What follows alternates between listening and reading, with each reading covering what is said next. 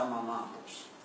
ეხლა უყურეთ მე ერთი დიდი წმინდა მამა ღვთისკურთხევით ბოროტების კრებას დაესწრო.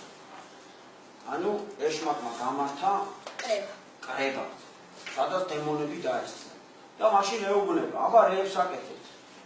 ამათ უთხრეს, აი, წავსვინენ სიტყვით და მე დლებს თავები დავჭერი, მოწამეობრივად აღესრულენ, დაჭიქი არაფერი.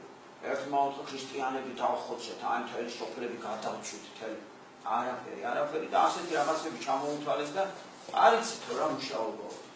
ეხლა დაიწყეთ როგორ უნდა იმუშაოთ, მოინიშნეთ ეუბნება. ეს ცნობილი კრებაა და ეს წმინდანმა დაესწრო და მერე დაწერა კურთხევით და გამოქვეყნა მერე და ასეთი რამე ასწავლა.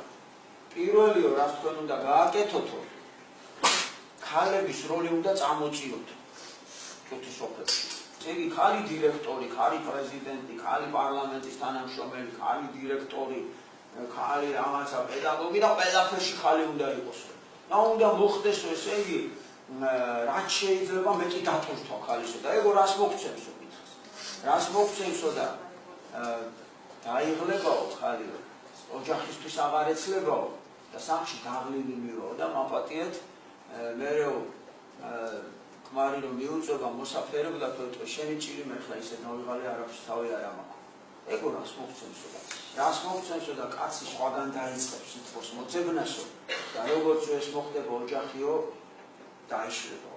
თუ ოჯახი დაინგრაო, ეგენ ყველაფერი თავის მოხდებაო. და ეს